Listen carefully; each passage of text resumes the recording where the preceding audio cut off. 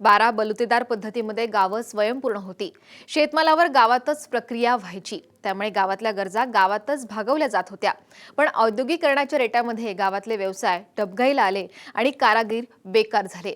नांदेड जिल्ह्यातील धर्माबाद या आघाडीच्या तेल उत्पादक गावातले अनेक तेलघाणे आज बंद पडलेत, तर काही तेलघाणे शेवटच्या घटका मोजतायत। शेतकऱ्यांनी तेलबियांची कमी केलेली लागवड हे देखील तेलघाणा उद्योग डबघाईला येण्यामागचं मुख्य कारण आहे। भारतासारख्या मोठ्या प्रमाणात खाद्यतेल आयात करणाऱ्या देशासाठी हे नक्कीच चांगलं चिन्ह नाही। नांदेड जिल्ह्यातील मोठी बाजारपेठ म्हणून धर्माबादची ओळख आहे। निजामाच्या राजवटीपासून धर्माबादमध्ये तेलघाणे आहेत। गावातले रमैया हेही 1984 पासून तेलघाणा चालवतायत। शेतकऱ्यांच्या डोळ्यासमोरच तेल काढलं जात असल्यानं शुद्ध तेल मिळतं। घाणातील तेल आरोग्याचंही हितकारक असतं।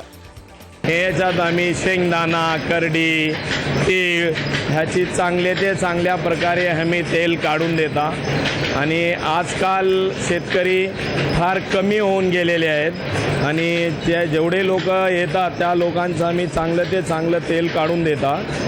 मग हे आम्ही असे त्याचे तेल काढून हे केल्यानंतर ते तिथून हे तेल निघाल्यानंतर इथं फिल्टर करून देता। हे फिल्टर झाल्यानंतर तिथं डबल फिल्टर होते आणि अशी आम्ही प्युअर आणि चांगलं तेल शेतकऱ्यांना पुरवण्याचं आम्ही काम करता। आजही अनेक शेतकरी आपल्याकडील करडई, भुईमूग, तीळ, जवस या घाण्यात घेऊन येतात। शेतकऱ्यांना शुद्ध तेलासोबतच जनावरांसाठी पेंडही मिळते। सकस पेंड खाल्ल्यानं जनावरांच्या दुधात वाढ होते, त्यासोबतच बैलांची कामं करण्याची ताकदही वाढते। त्यामुळे शेतकरी बाजारात मिळणाऱ्या पाकिटातल्या तेलापेक्षा घाण्यातल्या तेलास प्राधान्य देतात। करडीचं तेल आम्ही करडी शेतामध्ये पिकवून त्याचं तेल काढून घरी वापरून खाता। कधीच पाकिटाचं आम्ही खाणार नाही। आमचे वडिलापासून बी कोणी खाल्लं नाही आणि आम्ही बी खाईना। 5-7 वर्ष झाला आणाल्या। पहिलं आमचे आजी बा पाणीत गेलेत, आता हे चांगलं राहते म्हणून आम्ही बी येऊ लागल्या। आता हे करडीचं शेंगदाण्याचं जसं असेल तसं घेऊन येता। गेल्या काही दशकात ग्रामीण भागात यांत्रिकीकरणाची सुरुवात झाल्यानं शेतकऱ्यांकडील जनावरं कमी झाली।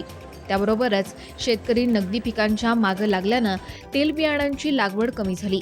पर्यायानं अगोदरच कमी असलेलं तेलबियाणांचं उत्पादन वेगानं घटत गेलं। आज भारत हा जगातला प्रमुख खाद्यतेल आयात करणारा देश आहे, त्यामुळे ग्रामीण भागातल्या तेलघाण्यांच्या उद्योगाला उतरती कळा लागली आहे। 3 दशकांपूर्वी धर्माबादेत 12 तेलघाणे होते, आज मात्र केवळ 2 तेलघाणे सुरू आहेत। शेतकऱ्यांनी विविध तेलबिया लागवडीकडे पाठ फिरवल्यानं तेलघाणे संकटात आलेत। आज रमैया यांच्या तेलघाण्यात तेल काढण्यासाठी दररोज 50 क्विंटल तेलबिया येतात, पण हळूहळू हे प्रमाण कमी होताना दिसतंय। मी 30-40 वर्षांनी हे चालवायलो। माझे हे प्रयास आहे की लोकांना हे चांगले ते चांगले तेल भेटावं। जेवढं शेतकऱ्याकडे माल आहे तेवढंच हे चालते, बाकीचे दिवस चालना चालला आहे। आजकाल शेतकऱ्यांना हे सोयाबीन तेल खाणं आणि रेडीमेड पॅकेट घेणं ह्यामुळे शेतकरी आजकाल काही तेलघाण्यावर येत नाहीत। आज तेलघाण्याची परिस्थिती अशी झालेली आहे, म्हणजे तेलघाणे शेतकरी न आल्यामुळे तेलघाणे चालणं मुश्किल झालेलं आहे आणि हे आम्ही असं तसं तुटक हे तेलघाणं आम्ही चालवता। जेवढे शेतकरी लोक येतात आणि आम्ही रोजचे 50-1 क्विंटल माल तेल काढून शेतकऱ्याला चांगलं ते चांगलं तेल पुरवण्याचा आम्ही प्रयत्न करता। आमचं म्हणणं असं आहे की शेतकऱ्यांना जो सोयाबीन तेल खाऊन बिमार होण्यापेक्षा स्वतःचं तेल बियाणं पेरून घेऊन आणि आपल्या स्वतःचं तेल आपल्या स्वतःच्या नजरेपुढे घेऊन आणि चांगले ते चांगलं तेल खाऊन प्रकृती चांगली ठेवून घ्यावी। अच्छा प्योर से प्योर तेल निकाल के देते हम, मगर अभी क्या है ग्राहक कम हो गया, आ रहे हैं लोग ज़्यादा। पहले तो रात दिन दम नहीं रहता था हमको चलाने को, अभी बहुत कम हो गया। खा रहे हैं लोग वो इसका खा रहे सोए का। अब इसमें अच्छा खाने की कोशिश करो, अच्छा माल निकाल के अच्छा तेल खाओ, घाने से निकाल के खाओ, अच्छा रहता है। 1970 से मैं काम कर रहा हूँ। सध्या सोयाबीनचा वापर तेलासाठी करण्यात येतोय, मात्र सोयाबीनचं तेल इतर तेलबियांप्रमाणे पोषक नाही।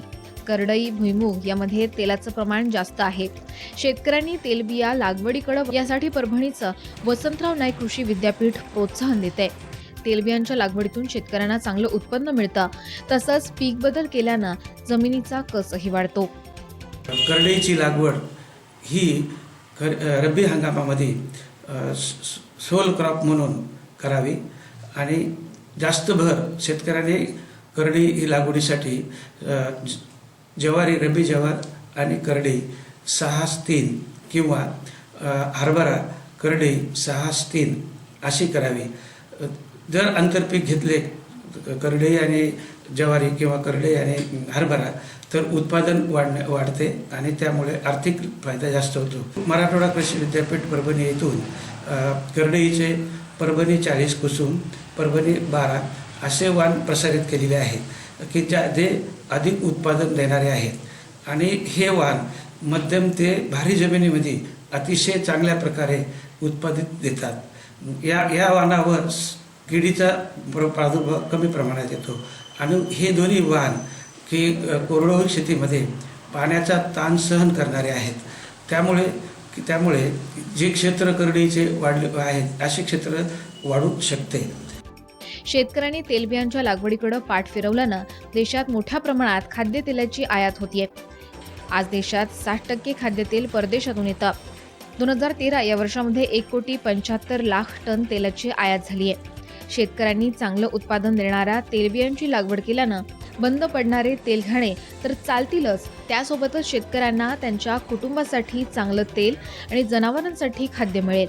तसंच खाद्यतेलासाठी खर्च होणारं देशाचं परकीय चलन देखील वाचेल. नागेश राहेरकरसह ब्युरो रिपोर्ट, साम टीव्ही, नांदेड.